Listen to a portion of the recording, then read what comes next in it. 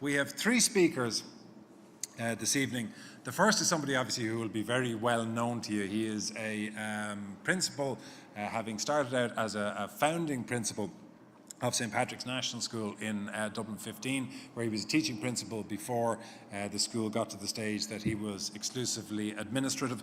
Since the early 2000s, he's been closely involved in IPPN, ultimately being elected onto the board and then appointed treasurer in 2015. And he took up his current role, as you well know, in 2017. Will you please welcome IPPN Chief Executive, Clerkin. Let's get it started. Let's get it started in here. Let's get it started. Let's get it started. How do you follow that performance? Acarja, thank you for turning out in such great numbers again. It's wonderful to see you all here again this year.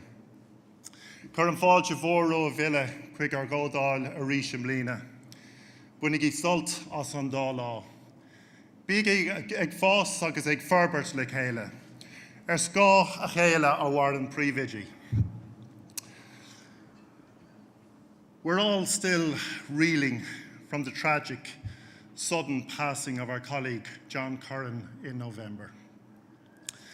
Less than a year ago, the Minister for Education of the Western Cape, South Africa, and her Secretary-General addressed our conference and spoke of the hopes and aspirations that they shared for the future development of a sustainable education system. They were clear to point out that those hopes were built, supported and driven on by inspirational and visionary leaders like John, and the legion of Irish teachers and school leaders volunteering through Mellon Educate. The Teachers Blitz projects, set up to improve existing school infrastructure and support school leaders' professional development, serve as a living legacy to John and his commitment to build better futures through education. Sustainability is the theme of our conference, and I believe it is the key to unlocking the potential of school leadership. A key element of sustainability in our schools is the well-being of all of the people in the school community, including the school leader. John believed in the importance of building sustainable and self-sufficient communities based upon local support, cooperation, and collaboration. Like John did in his work for Mellon Educate, we too need to ignore the inconsequential and focus on what is truly important to achieve positive outcomes for children. So let Conference 2019 be a tribute to John, to his passion for school leadership, to his foresight and recognition of the need for school leaders to work together and to support each other.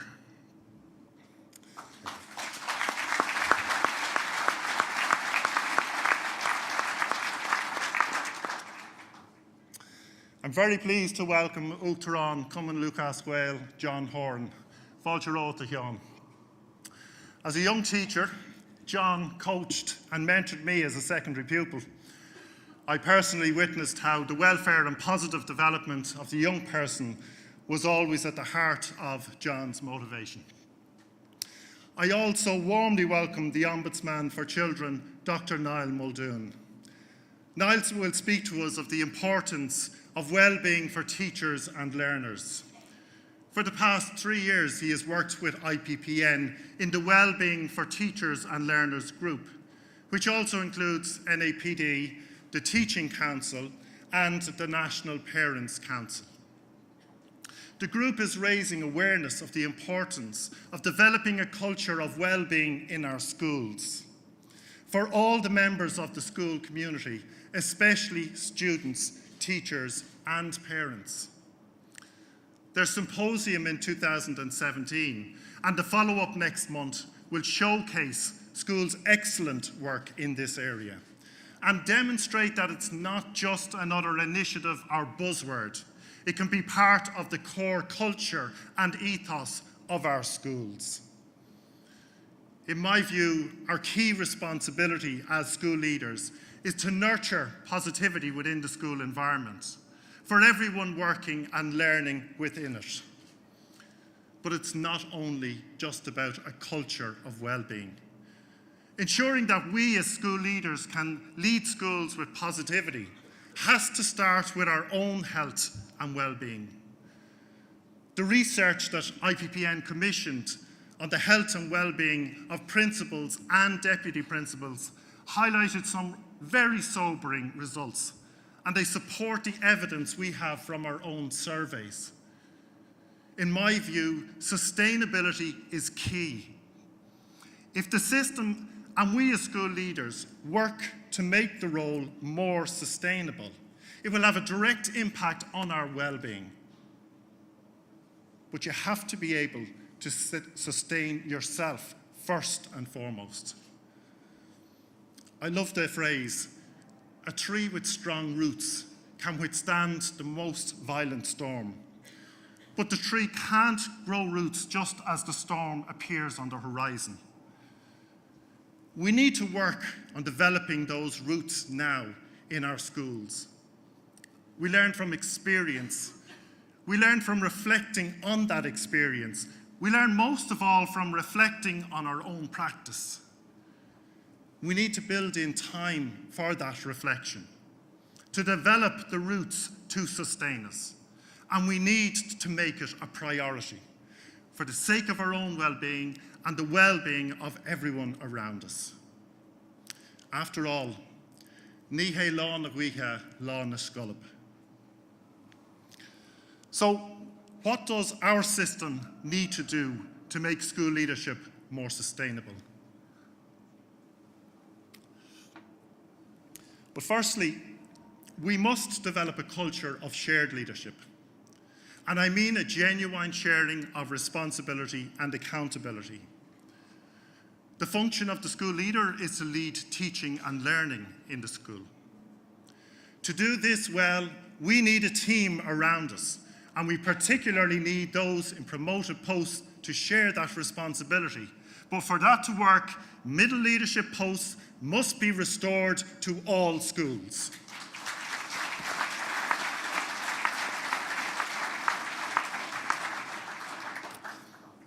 Having a full complement of assistant principals is critical to the sustainability of leadership in our schools and to our well-being. The work we put into making middle leadership as effective as it can be reaps rewards in the long term. It is one of those important but not urgent items that can get pushed down the to-do list. But I believe development of leadership capacity in our schools should take priority over most other objectives. School leaders also need to be supported by highly skilled and well-paid administrators to take ownership of and accountability for school administration so that we can focus on the leading of teaching and learning. In this regard, I'd like to mention Caroline O'Dea, who helped IPPN to become a sustainable organisation. After 16 years, she's moved on to pastures new, and we owe her a huge debt of gratitude.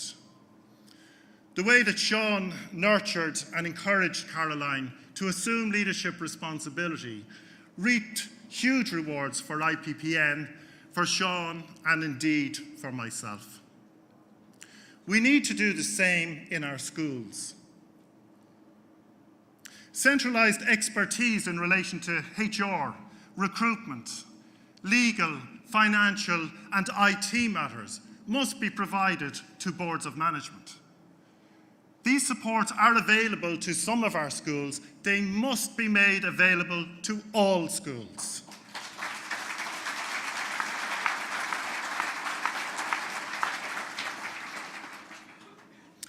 Our special schools, start-up schools, one-teacher schools, and our 1,850 teaching principals definitely need enhanced supports.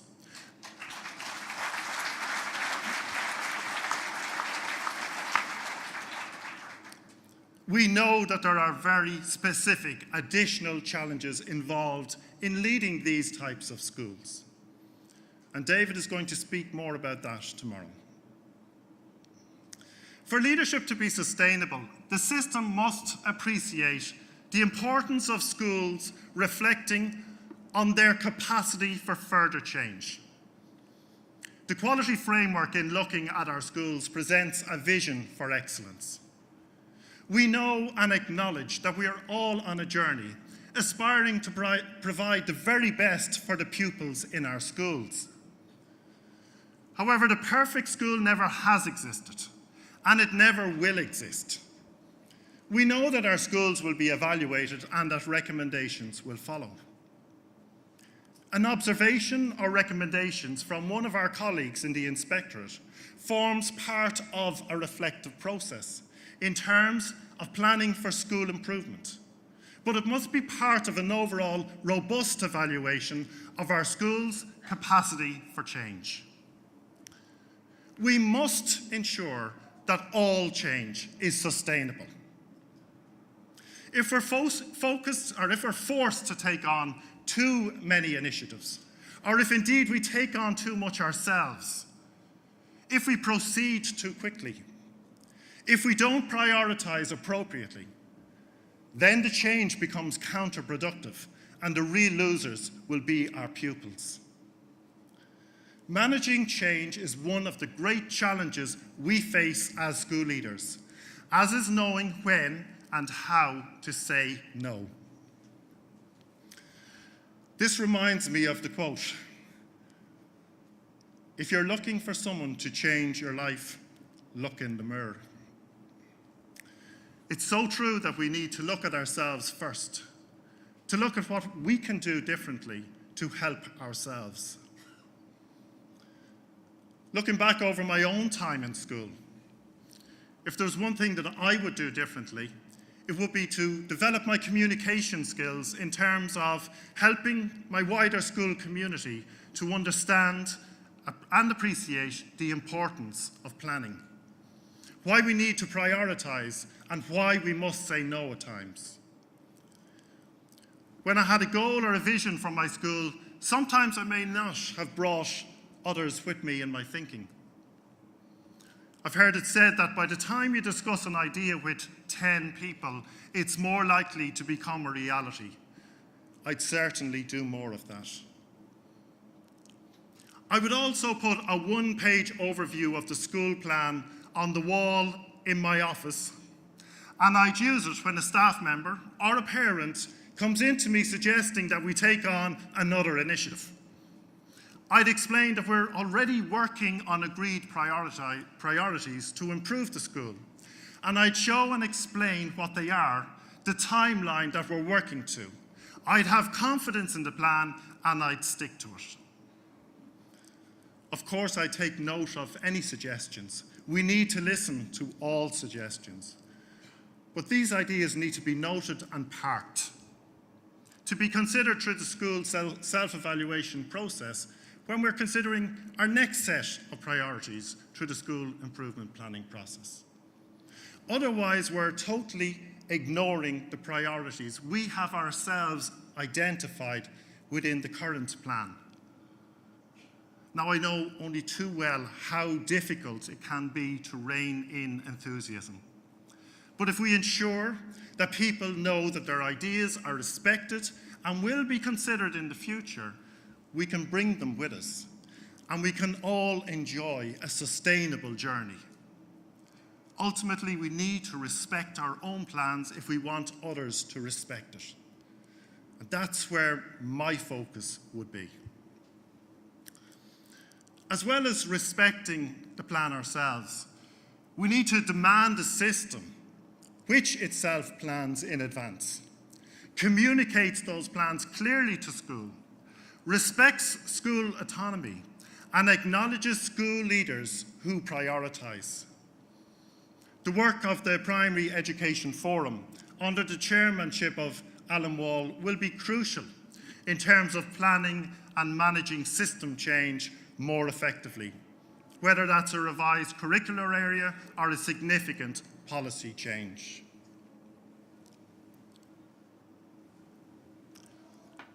I would like to commend the department and all of the education partners for the progress currently being made in relation to the calendar of reform which IPPN has been looking for since 2015.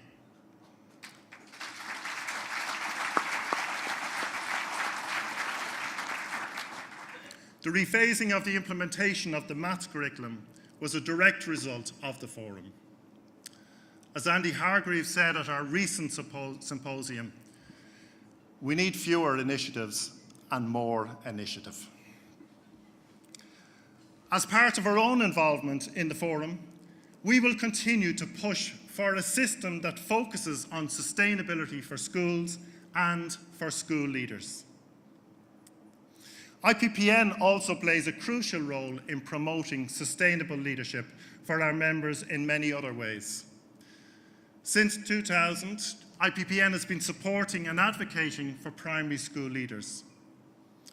We continue to develop supports and services to meet the various needs of over 6,000 principals and deputy principals. As a professional body, we don't negotiate with the Department of Education and Skills, but we do seek to influence the decisions made to make primary education better for the children and staff in our schools and to empower school leaders. Our staff, board of directors, National Council, and many people who support our work in a voluntary capacity work tirelessly to support members and deliver and grow and develop our services. While we have advocated loudly and relentlessly in relation to the very challenging role of the teaching principal right from the beginning, we have placed increased focus on this since September 2015, when we stated that achieving one leadership and management day per week for all teaching principals was our top priority.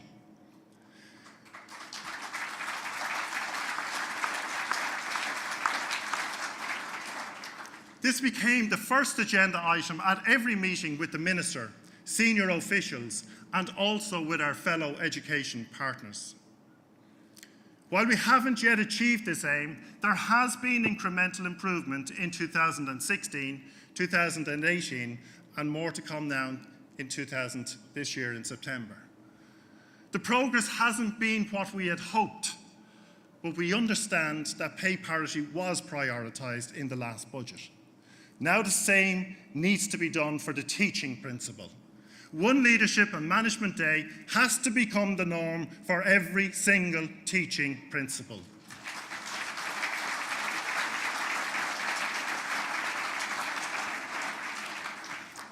This will continue to be our top priority until it has been achieved.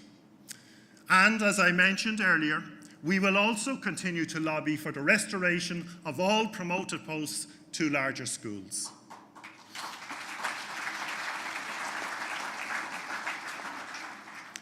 We're acutely aware of all of the issues that school leaders are dealing with. We speak directly with you through focus groups, county network meetings, AGMs, at our seminars and other CPD events on an ongoing basis, and we'll continue to do so. We survey you every single year to establish the facts about school leadership. We support hundreds of principals annually through our leadership support service. We collaborate closely with the education partners, most of whom are here today, to agree joint lobbying initiatives where this makes sense. We are collectively working to improve the situation on the ground for you, our members. And progress is being made. We are hearing the right things from key people, that they get the issues and that they are working towards solutions. The establishment of the Primary Education Forum gives us hope, and I want to assure you that we will continue to work tirelessly on your behalf. In the meantime, IPPN is working to provide practical guidance and support to school leaders to manage what you have to manage right now. The Leadership Pathways seminars that you attended this morning showcase sustainable leadership through every stage of the leadership continuum, from recently appointed principals to those with significant leadership experience and those in between. Many of you who attended the sessions this morning will have heard of the PIEW model. This approach involves true reflection and careful consideration of the school's capacity for change. It promotes a process to manage change effectively through setting out a realistic and staged approach to all change. Change cannot be rushed. Pushing one initiative after another doesn't work. Implementation without embedding is a total waste of time.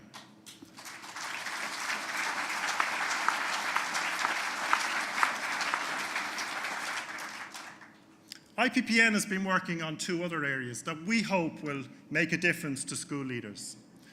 Firstly, we're collaborating closely with PDST on a pilot project to develop technology support clusters, whereby we would identify a suitable IT company based in the cluster region to provide appropriate and high-quality technical support to the schools at a reasonable cost. Secondly, we're working with the INTO on developing substitute teacher clusters to provide cover for teaching principals specifically for leadership and management days. I said earlier that sustainable leadership is about ignoring the inconsequential. We hear of many of our school leaders and teachers having to do so on a regular basis now, as they deal with the scourge of homelessness on a daily basis in their communities. 4,000 children in Ireland are currently homeless, which beggars belief. And the problem is spreading from the cities to the provincial towns as demand within the housing rental market exacerbates. It seems that with the sheer scale of the housing crisis, we're a number of years away from making significant inroads on effectively addressing the homeless issue. When you read the stories of families living in homeless accommodation and direct provision, their daily reality is truly sobering. The consequences for the children are often poor physical and mental well-being, low self-esteem, and feelings of social isolation. Schools are often a safe haven for these children, the one positive place where they can still be kids. I want to acknowledge and commend the many school leaders and teachers who are quietly supporting these vulnerable children and families.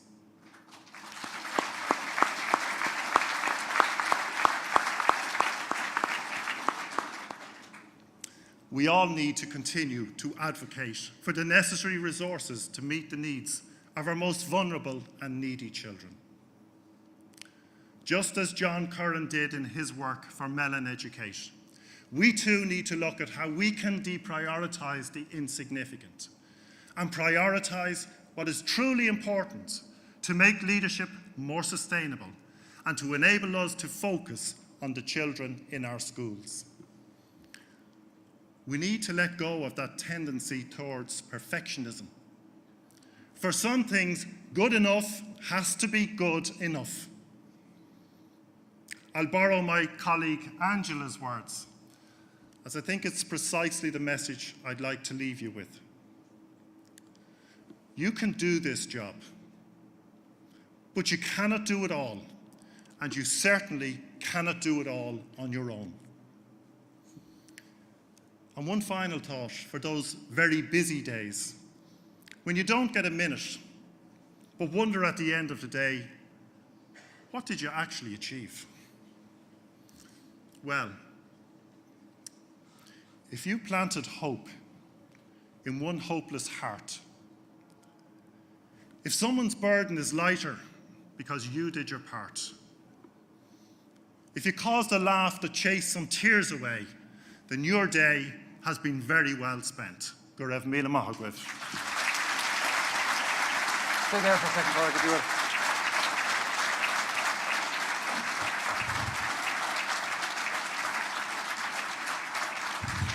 Just before you go, I just wanted to follow up on one or two things. The Administrative Day for Teaching Principals. I've heard IPPN talk about that a lot and talk about the progress that's being made about it over the years. If it does come to fruition, does it solve the knock-on issues? Is it the be-all and end-all, effectively, of a lot of other issues with the teaching principal? Well, I think it's a start. And I think if you take into consideration that our colleagues in Northern Ireland, they all have up to 2 days each week. I think that that is the very least that the teaching principals in this country deserve.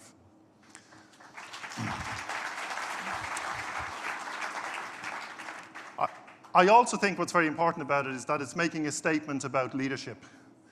We all know that you can't lead from behind closed doors.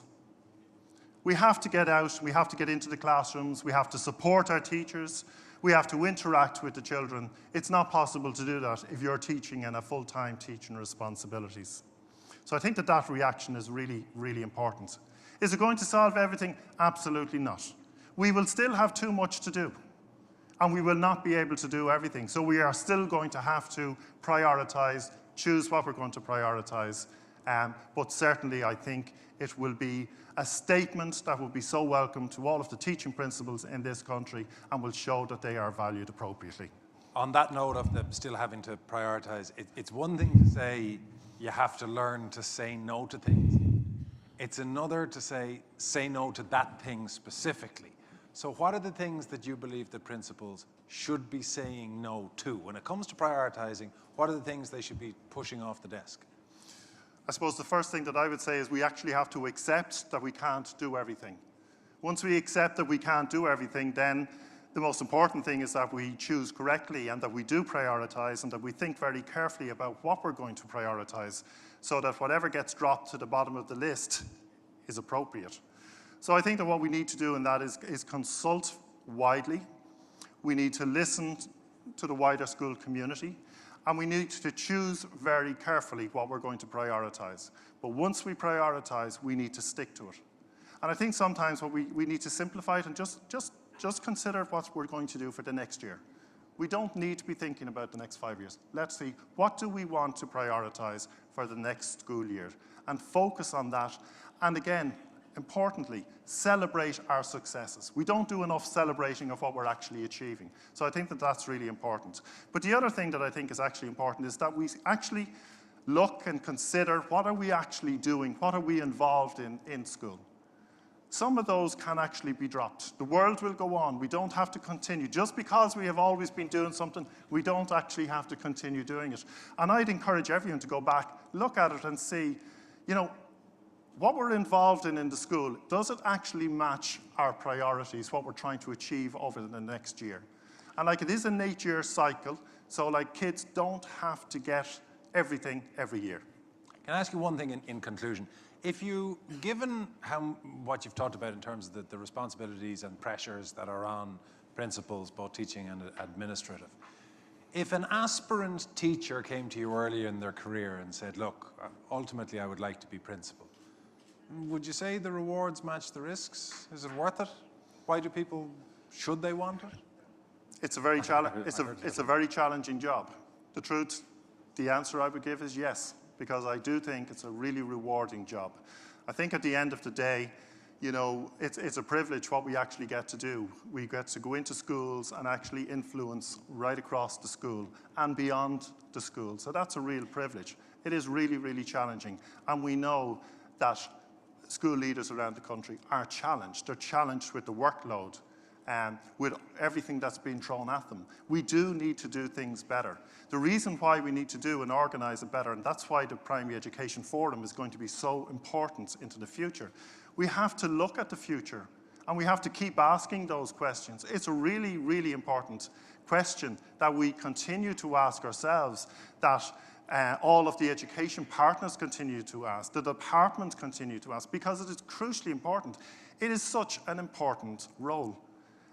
You know, children depend upon it, local communities depend upon it, wider society is dependent upon it. And we must ask ourselves, yes, we know that we need to press the pause button in relation to all of the workload and all of the initiatives that are landing on the principal's desk at the moment.